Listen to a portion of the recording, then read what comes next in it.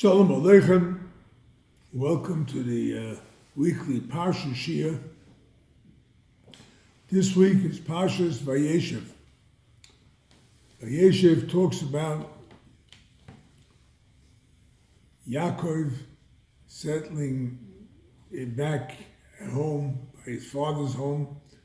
Vayeishev Yaakov, Be'eretz Meguri Over, Be'eretz Canaan. And then the story of Yosef with the brothers. The brothers, right? From Shmuel Horowitz, a big Breslov chassid from the past generation, was a little child, 7, 8 years old, something like that. He came home from Cheder, and he was crying and crying and crying bitterly. His father asked him, "What's your problem?" He couldn't answer. He was just crying and crying and crying. Finally, after a while, he kind of softened up. He said, "What's the problem? How could the brothers sell Yosef into slavery? How could these tzaddikim do something like that?" Amazing. This was a child who just couldn't placate himself, couldn't calm himself in such an act. But that's what the Parsha speaks about. Yosef had dreams. Okay, dream on, they tell him, whatever the case is, it's not going to happen. But it happened. Eventually it happened, not right away. The Gemara says that a dream is 1/60th of prophecy. The Zohar says that when you have a dream, there's something in it for you. You better interpret it nicely. Because if you don't interpret the dream nicely, then if there's anything rough inside it, so then that dream is going to come out not well. It'll hurt.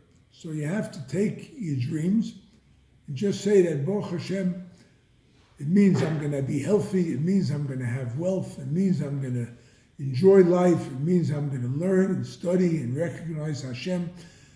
Whichever way you want to interpret the dream in a good way, that's the way you have to interpret the dream. At any rate, Yosef had his dreams, the brothers didn't care for it, and they sold him into slavery. Then you have the story of Yehuda and Tamar. Yehuda married a woman. He had 3 sons, Er, Onan, and then Shelah. Er and Onan committed very terrible sins. They wasted seed. So they were put to death by Hashem. And Tamar wanted to marry into Yehuda's family because she knew that from Yehuda will come kings. So she went and enticed Yehuda. And here the Medrash is so amazing what goes on with this Medrash. It says Yehuda saw, she looked like a harlot on the road, and he turned away. He went away from her. He went away from her, and the Malach, the angel, came and turned him back. This is the Medrash, right? Put him back on the road that he should go near her. He turned away, put him back, turned away, put him back. Finally, he stayed with her. And then, later on, when he found out that his daughter-in-law, Tamar, was pregnant, he thought that it was his daughter-in-law and not this harlot that he had stayed with. So he said she deserves a death penalty. And she ended up showing that she was the person, and she was not a harlot. She was a regular woman who wanted to marry Yehuda. She wanted to bring forth kings in Israel. The Medrash says an amazing thing. Yaakov was in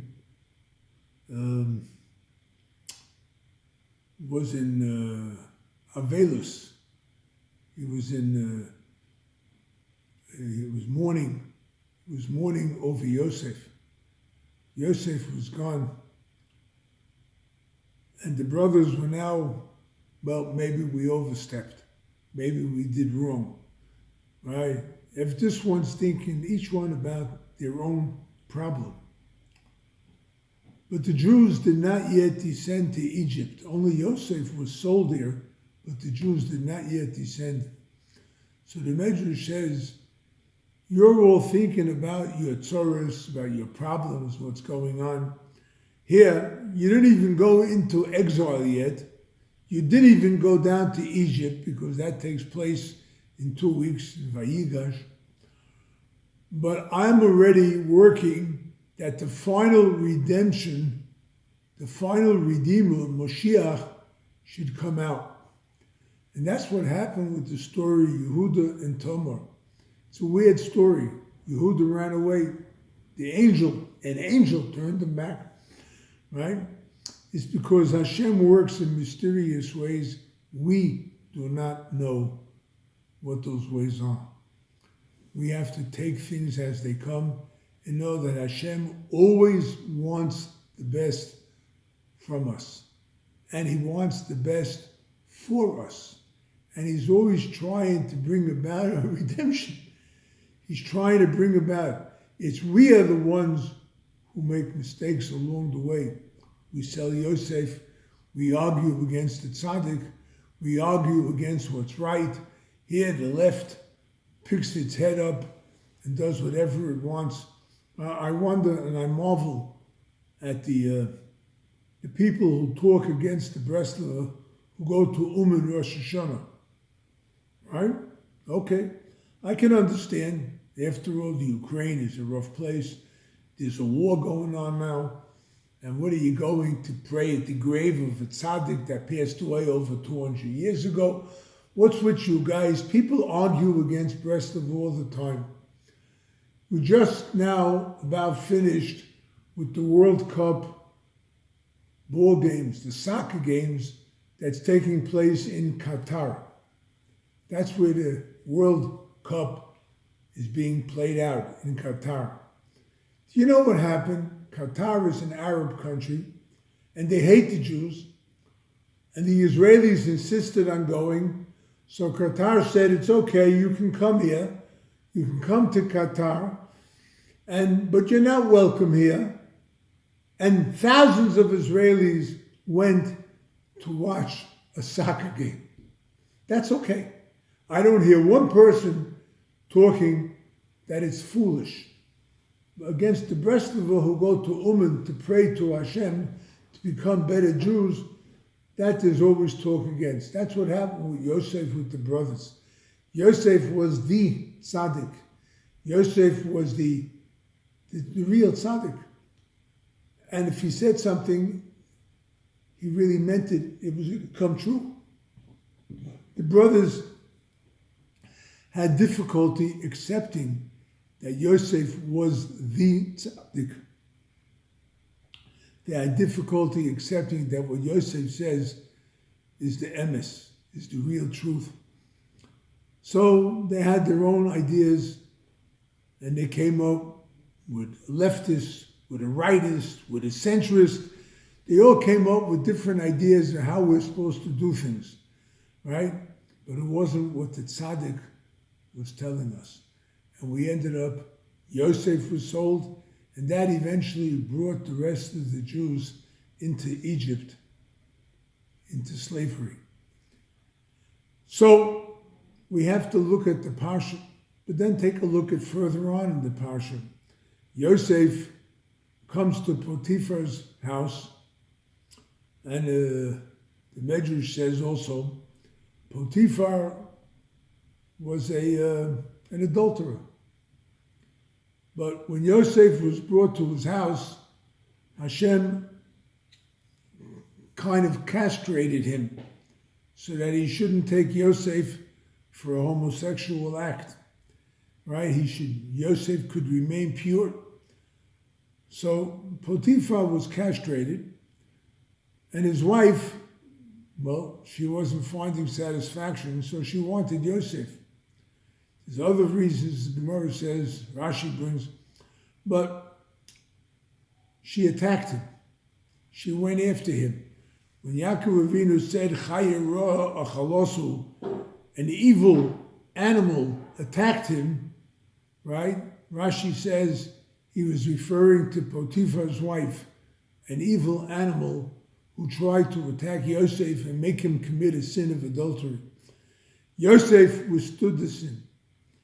Yosef was willing to run out into the street, maybe his underclothes, maybe even without clothes, but not to commit a sin with his master's wife, not to commit the sin. To say the Hadoros brings an interesting story. That Yosef was put on trial. Potiphar, hey, you attacked my wife. There was a young child in the house who couldn't yet speak. And he came to the court and he told the court that it was Potiphar's wife that ran after Yosef, not the other way around, and that Yosef ran away. But because it was Potiphar, who was an important minister in Paro's government, so they let it slide and they put Yosef in prison for 10 years. 10 years he was put in prison. While in prison, he was put in charge of all the prisoners because the head warden saw that he could take care of everyone. So he took care of everyone. And Paro's ministers, the Sarah Mashkim, the chief steward, the chief baker, were accused of things wrong. So they were sent to prison too. And they had dreams. And Yosef interpreted the dreams. The Gemara and Chulin, the Medrash, they have pages on what the dreams meant for the future of Am Yisrael, that in the end, Klal Yisrael will come out and be victorious. Klal Yisrael will be saved by Hashem. Klal Yisrael will always be able to turn to Hashem.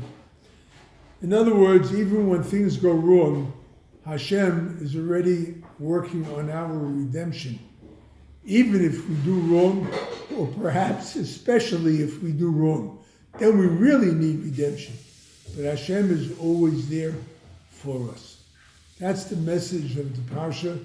May Hashem help that we learn to understand that Hashem is with us every single moment and that He's looking out for what's best for us. And may Hashem help that we all turn to Him, we all do tshuva, and we see the coming of Mashiach. Amen.